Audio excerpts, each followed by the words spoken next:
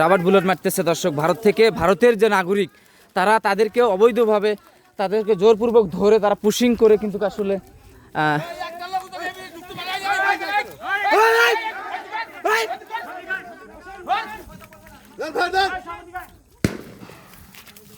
বড়ইবাড়ি গ্রামের এখানে সীমান্তে থেকে তারা জোর করে তাদেরকে পুশিং করে।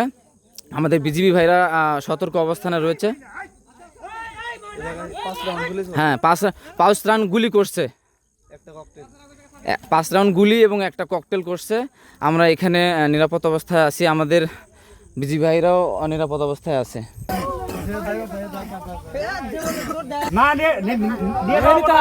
আমার গাঁও সালিয়াসাপুরি, আমার নাম সাহারা খাতুন। আমারে আগে 4 বছর জেল খাটতে গেছি। আমার সুপ্রিমের রায় দিছে, আমার বাড়ির দিছে। পরে আমি বাড়ির থাকতেছি, সপ্তাহ প্রত্যেক সোমবারে আমার সহিল থানা ডেকে না। তো শনিবার দিন যে আমারে নিছে, আমারে ফোন করছে, কয় বাইদেউ আপনি আহক, ডাঙর অফিসার আহিব আপোনাক চাব।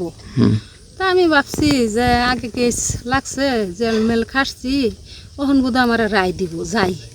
আমি যাওয়ার লগে লগে আমার আটক করছে, রাত করে পার করে দেখে সাঙ্গর এই জিন্দা, এই যে কমনিকাছে নিন্দা পার করে দিছে বাবা, এই জিন্দা পার করছে সাঙ্গর কার অবস্থা নাই।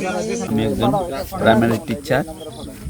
আমার স্টেট হইল আসাম, ইন্ডিয়ার একটা অংশ হইল, একটা স্টেট হইল আসাম। এই আসামের মরিগাঁও জেলার এই Mikirbheta PS post office Mikirbheta, আর আমার গ্রাম হইল খান্দাপুকুরি। তা আমারে মিকিরভেটা বর্ডার পুলিশে আর কি আমার 23 তারিখে লয়ে আইছে ইয়ের মধ্যে গোয়ালপাড়া ডিটেনশন ক্যাম্প মাটিয়া। তা কালকা আবার আমার করলো কি আসর নামাজের আগে করলো কি আমার লয়ে আইতেছে এখানে। আমি আইতে চাই না দেখে আমার খুব মারধর করছে। আচ্ছা, একেবারে বাইরে কিবা করে হালাইছে। আমি যেন একজন শিক্ষক কতবার করছি, 1000 বার রিকোয়েস্ট করছি, বলে স্যার মই একজন শিক্ষক, আপনাকে শিক্ষকের একটা হেরে দিও, সম্মান দিও না।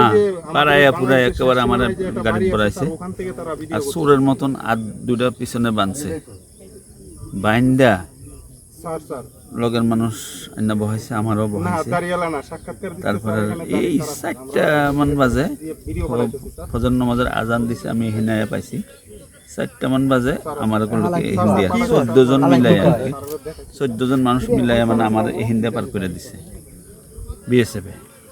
বাংলাদেশে মনে করেন ভারতের থেকে মানুষ 14 জন আসছে, তারা সীমান্ত আসাল সীমান্ত থেকে আমরা সবাই বিজিবি সহ বলছি তোমাদের এলাকায় যাও। তারা মনে করেন ওই এলাকায় ঢুকতে মনে করেন 4টা রাবার বুলেট মারছে আমাদের উপরে। আমাদের কোম্পানি কমান্ডার স্যার হাতে লাগছে একটা সিডা এসে। ভোর রাত 4 ঘটিকার সময় ভারতের নাগরিক, তারা স্থায়ীভাবে আসামের বাসিন্দা। এখানে একজন শিক্ষক আছে, 5 জন মহিলা মানুষ আছে এবং বাকিগুলো এবং বয়স্ক এবং ইয়ং মানুষ সহ তাদেরকে রাত্রে অবৈধভাবে পুশিং করে।